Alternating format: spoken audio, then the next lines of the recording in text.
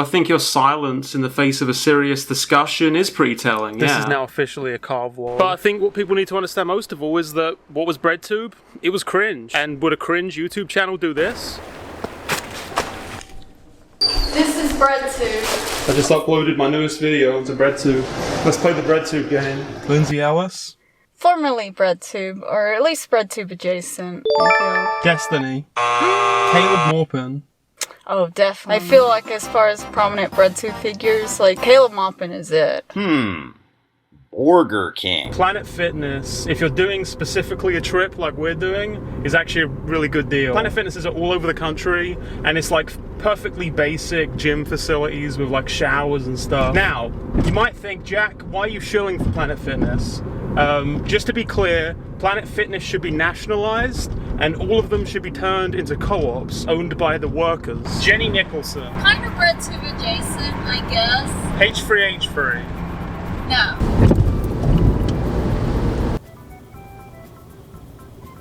I think my personal first experience with BreadTube would have probably been H-Bomber Guy.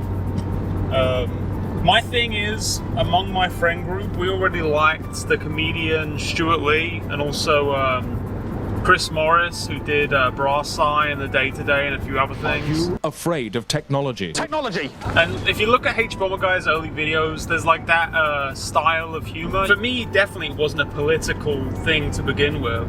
I think it would only be a little while later that H-Bomber Guy's videos, I would sort of start to see the politics and recognize the politics a little more in them, and then my politics aligned with that, so I guess it really got me started there. The first time I then found like a explicitly, I guess, like socialist or communist, or would have probably been Bad Mouse, not really engaging in terms of media or pop culture or some side thing that happens upon politics at the end, but that was the whole content.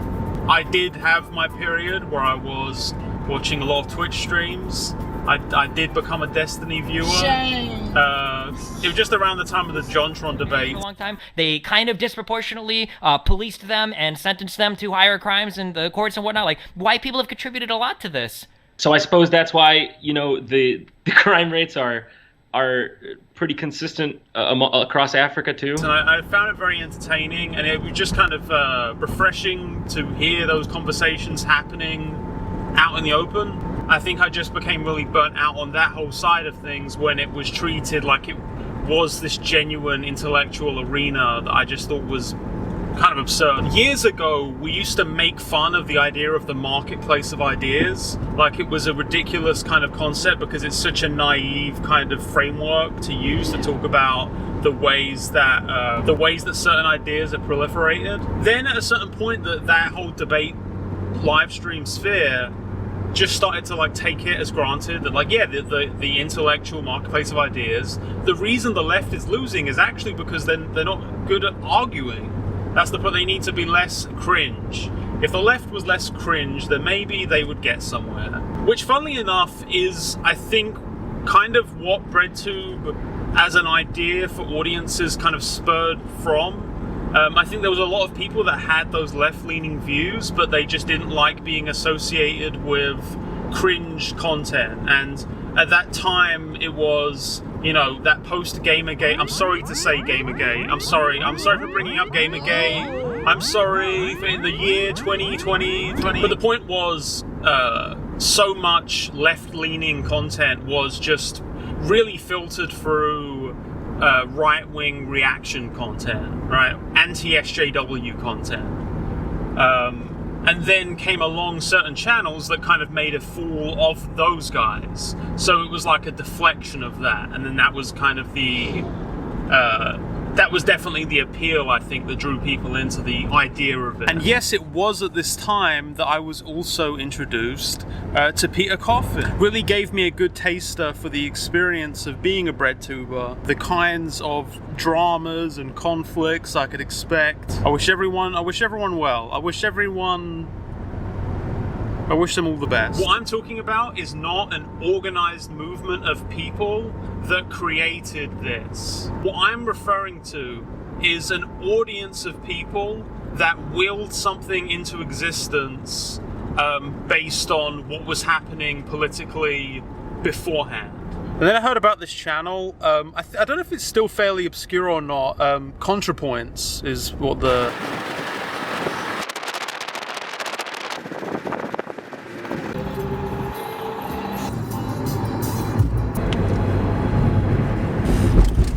Now we're in Chicago. This is now officially a car vlog.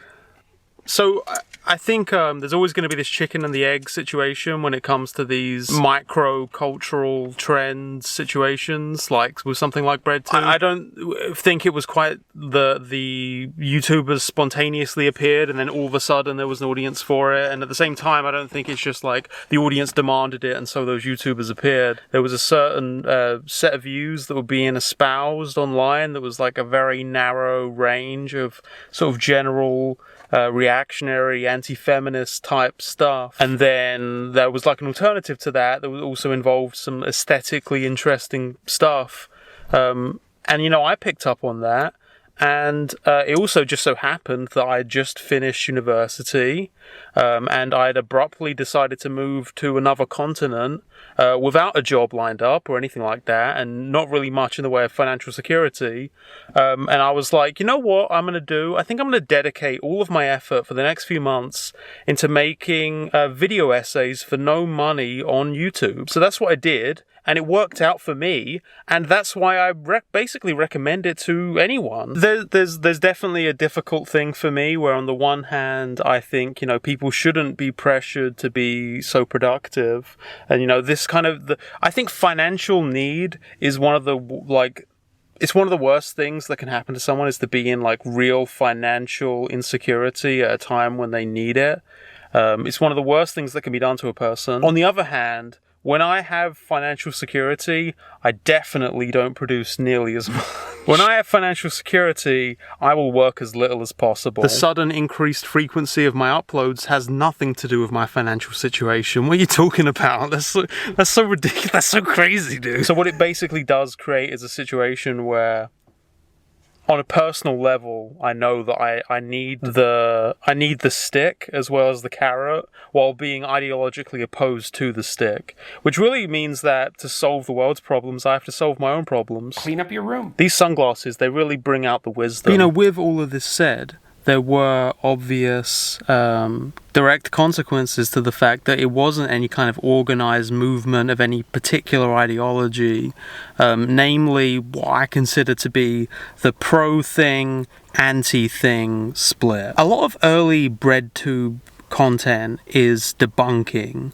It's responses to far-right or just generally conservative creators or pundits, more to break down their way of thinking rather than to propose any kind of new way of thinking necessarily. Or a lot of the time there would be a suggestion of some kind of new set of ideals or new perspective on the world or whatever.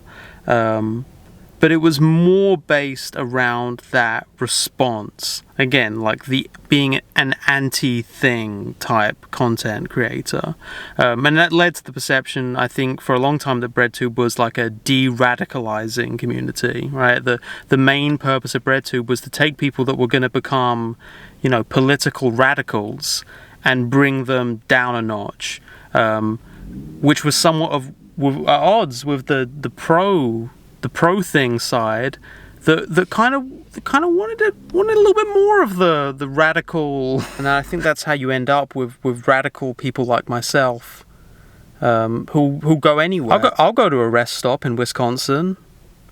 I'll go anywhere for the content. I guess long story short, when you have this kind of like micro cultural fervor around something named after an anarchist book, and the popular perception of it is that it's a de-radicalizing space, you're going to end up with some conflict. Despite the frequent exclusion of non-white creators like Cat Black and T1 Janitor and Luna Oy, it actually isn't named BreadTube because of the white thing. I think part of how you know that BreadTube was such a tolerant space is because they just let so many British people have opinions. As a British person, People often will, I'll say, well, I think, and they'll say, shut the fuck up, Brit.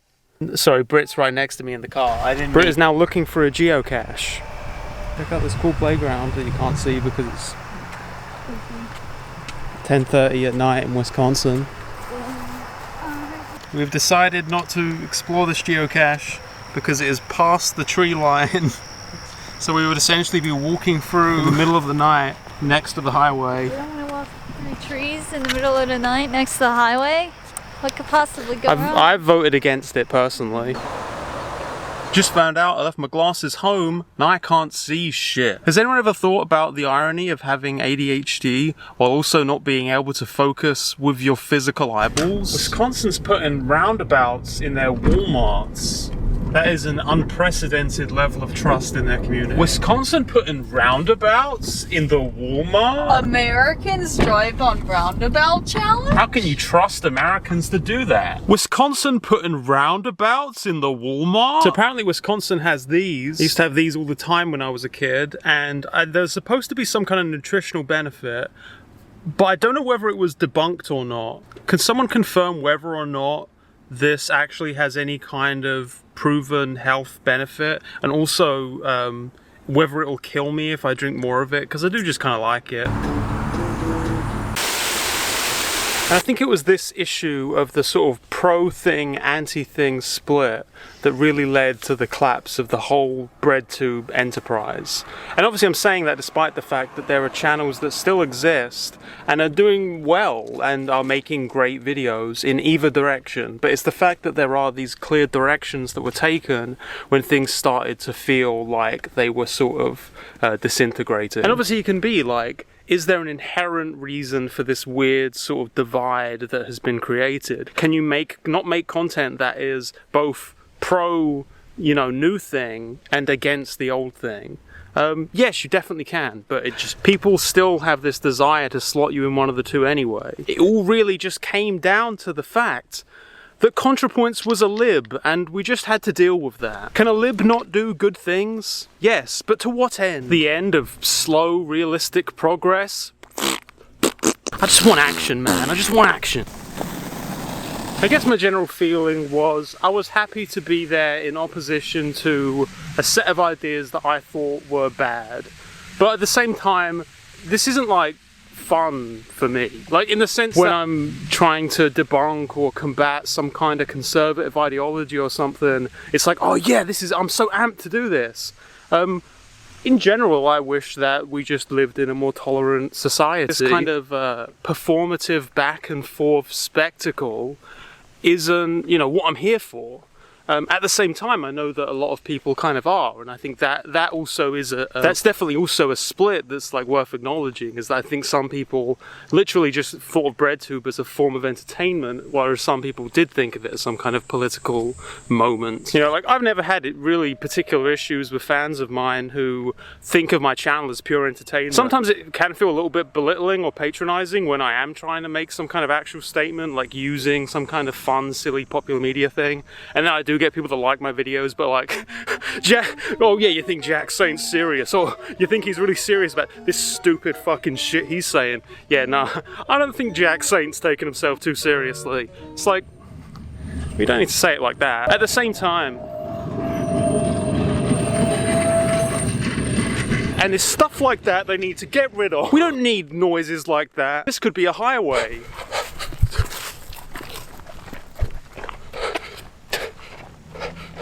Did you see that pass me by there while I was recording?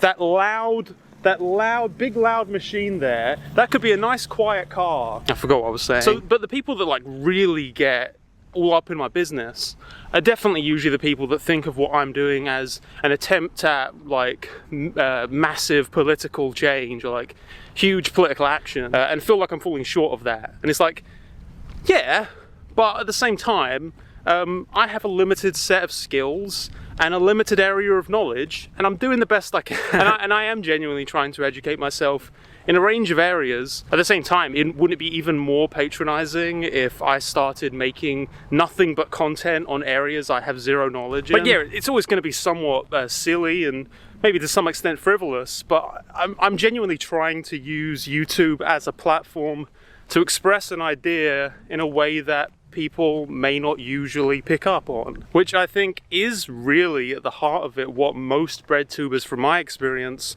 were doing. It is in this uncomfortable middle ground between a kind of entertainment piece, a kind of political diatribe, something forward but also very much within what's currently acceptable in terms of like media and content. Like it's not quite revolutionary content in a certain kind of way, but I think that weird middle ground is kind of what BreadTube always was.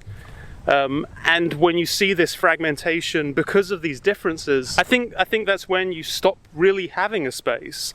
Is when there isn't really this ability to, when there isn't really this freedom to go maybe a little bit more on the jovial pop culture-y side, or maybe a little bit more in the deep political theory or historical analysis type content. It's all informative stuff.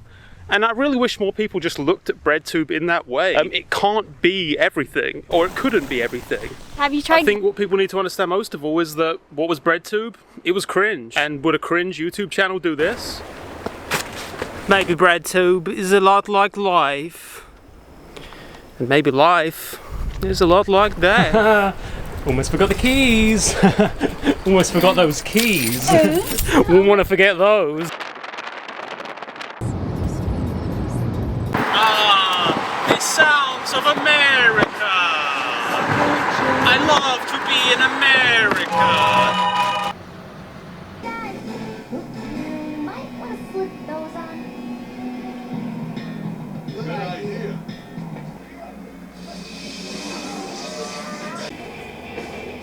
At a loss for a conclusion, I decided to get in touch with a high-tier BreadTuber. What do you think about it?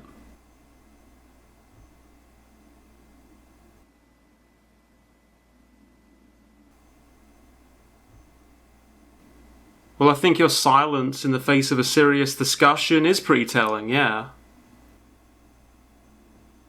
I'm glad this is funny for you. Folks, you might have noticed that this video was not sponsored, and there's a simple reason for that. Because I wasn't able to get one. So I decided I'd cap off this video by doing the most BreadTubey thing I think I could do. Shower myself in coloured lighting, and then ask you directly to give me money. Please give me money. I'd really like some money, please. You can use the links down below to give me money. I like to think of this as a sponsorship for me, by me. Yes, I brought the coloured lights. Why wouldn't I bring the coloured lights? Do you even think before you ask questions? Make sure to use those links down below. And you know what? Thanks.